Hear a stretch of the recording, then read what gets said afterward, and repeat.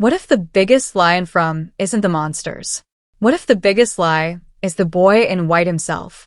Everyone assumes he appears to help people escape. He warns Victor.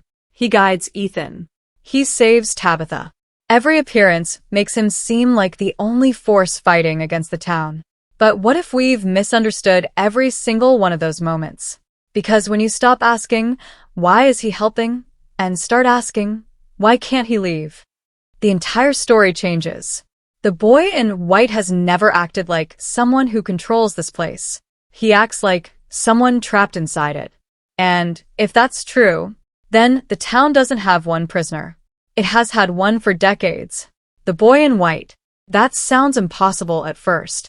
After all, he's the one character who always appears calm, almost untouched by fear. He moves through impossible places. He arrives exactly when someone needs him. He disappears without explanation. That looks like power. But here's what changes everything. Power and freedom are not the same thing. Someone can know every hallway inside a prison and still never be able to walk out of it. Look at what the show is actually telling us. Every supernatural force in From has one thing in common. The monsters hunt. The voices manipulate. The music box traps minds. The cicadas spread terror. Everything connected to the town actively changes the world around it. Everything, except the boy in white. This is the detail everyone missed. He almost never physically changes events. Instead, he points. He watches. He leads. He warns. Think about that carefully. When Victor first encounters him as a child, does the boy in white destroy the monsters? No. Does he stop the massacre? No. Does he save everyone? No. He simply tells Victor where to hide. That's a completely different kind of action. Almost like someone who already knows what's going to happen, but isn't allowed to stop it. That isn't the behavior of a guardian. It's the behavior of a witness. And witnesses don't write history. They survive it. That distinction changes everything. Because if he truly possessed unlimited power, why would he constantly rely on humans? Why would Ethan have to solve puzzles himself? Why would Tabitha have to climb, search, and suffer through impossible visions? Why would Victor spend his entire life carrying memories instead of receiving answers? Nothing the boy in white does actually ends the nightmare. He only helps people survive one more day. That feels less like rescue and more like someone passing messages through prison bars. And this is where it gets darker. Think about every conversation he has. Have you ever noticed how incredibly short they are? He never explains the rules. He never tells the full truth. He never reveals where he comes from. He never says what the town really is. Most viewers assume that's because he's mysterious. But what if it's because he literally cannot tell them? Imagine a prisoner whose captors allow only fragments of speech. Enough to create hope. Never enough to expose the system. Suddenly, every conversation sounds different. Every sentence feels incomplete. Every warning sounds interrupted. Every appearance feels rushed.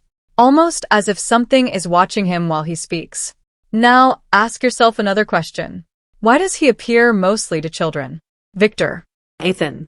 Children notice him first. Adults usually don't. At first, this seems symbolic. Children are innocent. Children believe. Children see what adults ignore. But that explanation feels too simple for From. The show rarely chooses symbolism when it can hide mechanics. So maybe children aren't seeing him because they're innocent. Maybe children can see him because they exist closer to whatever force trapped him in the first place. Remember how Ethan constantly understands impossible concepts before anyone else? He accepts quests. He understands stories. He recognizes patterns adults dismiss. Most people think Ethan is special. But what if Ethan isn't special at all? What if children simply perceive the prison differently?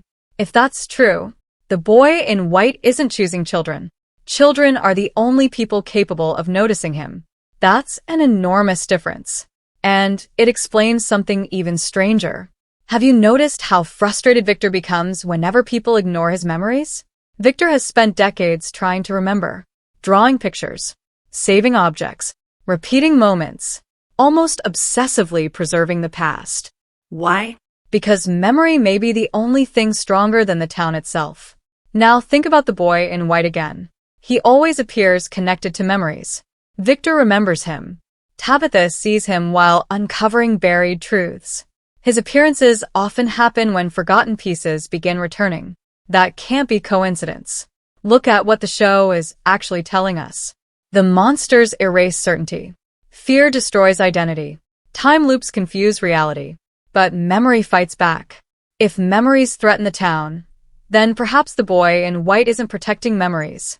Perhaps he is one. Not just a boy. Not even a ghost.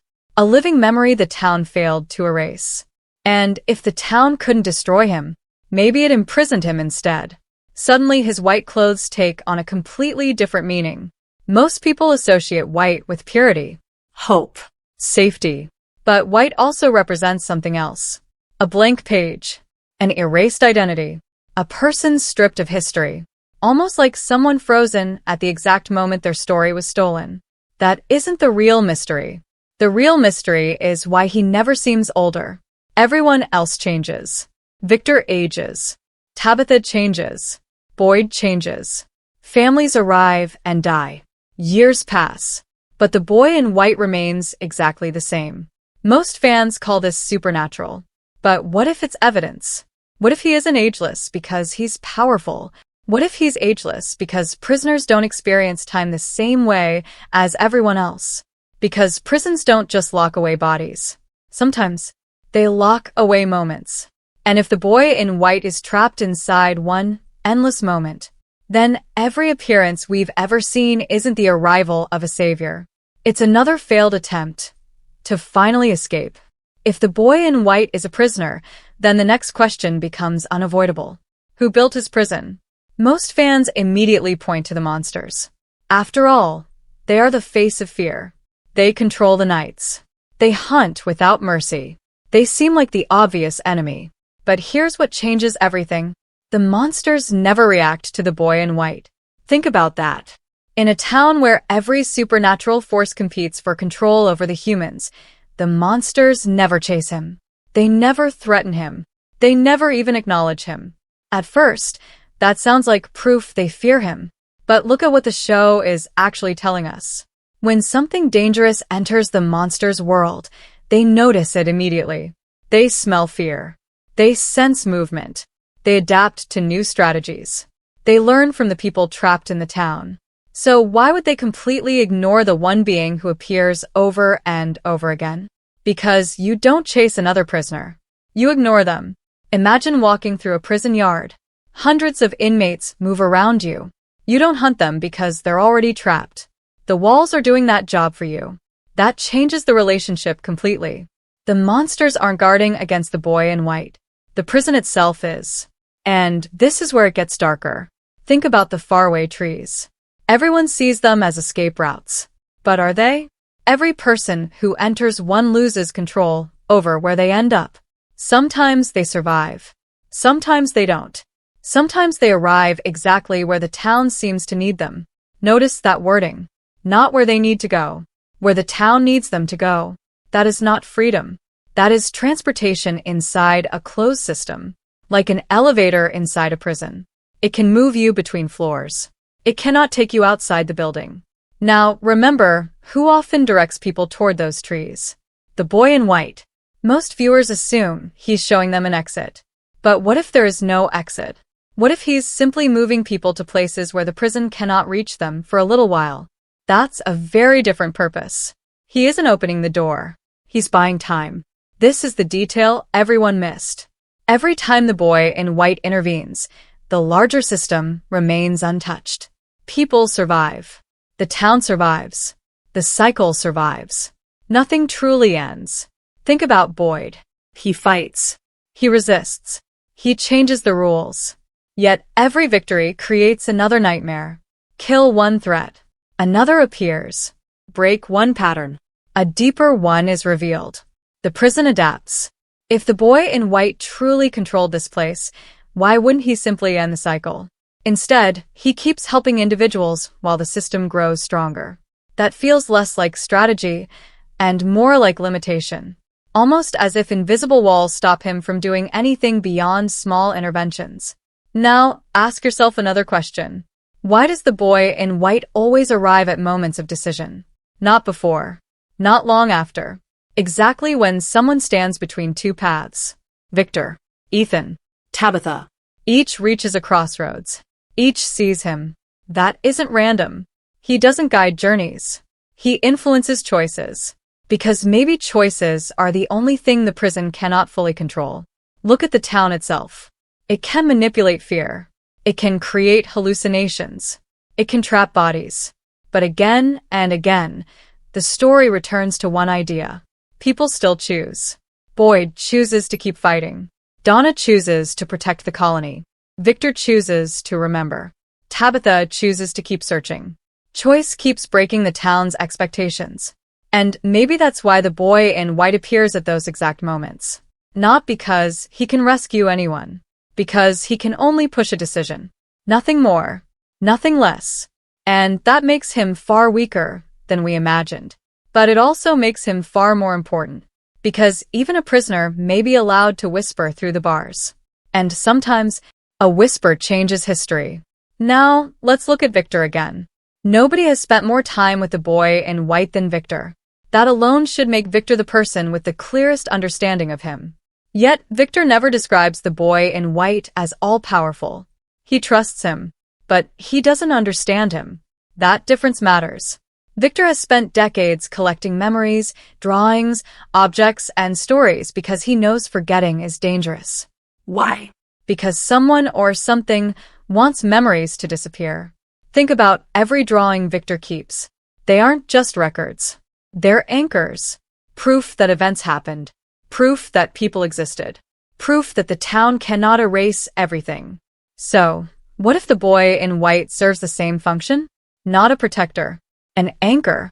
A living reminder that the prison existed before the current victims arrived. Someone the town failed to erase completely.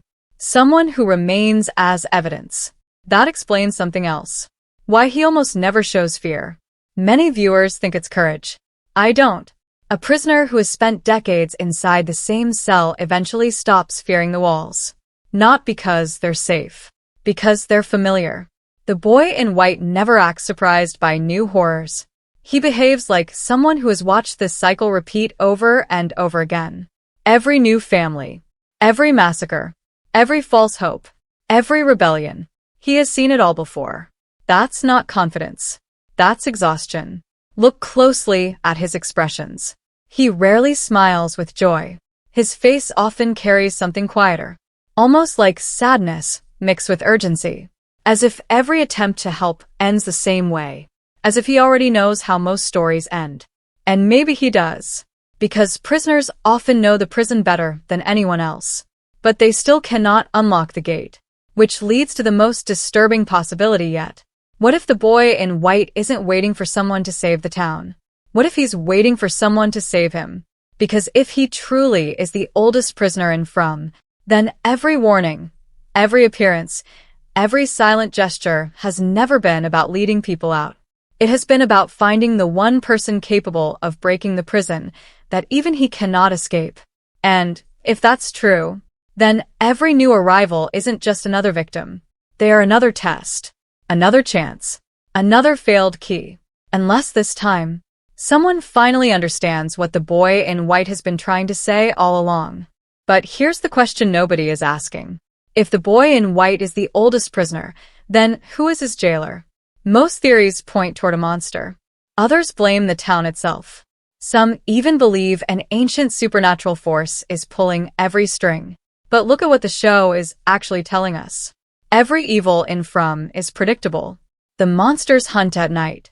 The voices manipulate through fear. The cicadas invade the mind. The music box spreads suffering. Each force follows rules. They are terrifying because they operate inside a system. But who created that system? That's not the real mystery. The real mystery is why the system keeps repeating. Every family that arrives unknowingly takes the place of another. Every generation inherits unfinished stories. Every survivor becomes a keeper of forgotten memories. It's almost like the town isn't trying to kill everyone. It's trying to keep the story alive. And stories need characters. This is the detail everyone missed. The town never treats every person equally. Some people die almost immediately. Others survive against impossible odds. Some receive visions. Some hear voices. Some are drawn toward mysteries no one else can see. Why? Because they aren't just people anymore. They're being assigned roles. Boyd becomes the leader. Victor becomes the historian. Tabitha becomes the seeker. Ethan becomes the dreamer. Sarah becomes the listener. Each role pushes the story forward, not toward freedom, toward continuation. Now, ask yourself one terrifying question. What role belongs to the boy in white? For years, we've assumed he's the guide. But maybe we've been using the wrong word. Maybe he isn't guiding the story. Maybe he's trapped inside it. Imagine reading the same chapter forever. You know every sentence, every ending, every mistake. You desperately try to warn the next reader. Yet every time they open the book, the words reset. That is exactly how the boy in white behaves. He never seems surprised. He never celebrates a victory. He never acts like events are unfolding for the first time. He behaves like someone trapped inside an endless replay. And this is where it gets darker. Notice how often From connects memory with identity. Victor survives because he remembers. Jade becomes obsessed because he cannot ignore the visions. Tabitha begins changing once buried truths return to her. The town attacks memory because memory breaks the illusion. If everyone forgets, the cycle starts over. But if someone remembers, the cycle becomes unstable. Now think about the boy in white one last time. What if he remembers everything? Not years, not decades. Every cycle, every family, every massacre, every failed escape, every version of the town. That wouldn't make him the strongest character. It would make him the loneliest. Imagine watching thousands of people arrive believing they'll be different. Watching them form friendships. Watching them make promises. Watching them die. Again, and again, and again. How long before hope stops feeling like hope? How long before every rescue becomes another painful reminder that no one has ever truly escaped? Suddenly, his silence makes sense. His calm makes sense. Even his distance makes sense. He's not emotionally detached because he doesn't care. He's emotionally exhausted because he cares too much. Every person he tries to save eventually becomes another memory he has to carry. And maybe that's his real punishment. Not chains. Not walls. Memory itself. Look at what the show is actually telling us. The monsters consume bodies. The town consumes time. But the boy in white consumes loss. He remembers what everyone else forgets. He carries names no one speaks anymore. Faces no one recognizes. Entire lives erased from history. He's become the prison's archive. A living record of every failed rebellion. But here's what changes everything. If memory is the one thing the prison cannot completely destroy, then memory may also be the only weapon capable of destroying the prison. And suddenly, Victor's drawings become more than childhood sketches. They're evidence. Ethan's stories become more than imagination. They're instructions. Tabitha's visions become more than hallucinations. They're recovered memories. Jade's symbols become more than madness. They're fragments of an older truth breaking through. Every strange event points toward one conclusion. The town isn't hiding an exit. It's hiding its own history. Because history creates memory. Memory creates truth. And truth destroys prisons. Which brings us back to the boy in white. Maybe he never wanted people to follow him. Maybe he wanted them to remember him. Because the moment everyone understands who he really is, they also understand what this place really is. Not a cursed town. Not a supernatural maze. A prison built to erase the past. And its oldest inmate has been silently begging for someone to notice. Not with speeches. Not with magic. With tiny interruptions. A gesture. A warning. A path through the trees. A single moment of hope. Not because he could free anyone, but because he believed that one day, someone would finally connect all the pieces he never had the power to explain. And that leads to one final, terrifying prediction for From Season 4. What if the boy in white doesn't need another person to protect? What if, for the first time in the history of the town, he needs someone to rescue him? Because if the oldest prisoner finally escapes, who, or what, will be left inside the prison waiting for the next family to arrive? Or even worse, what if the boy in white was never the prison's guardian, but the lock that has been keeping something far more terrifying trapped all along?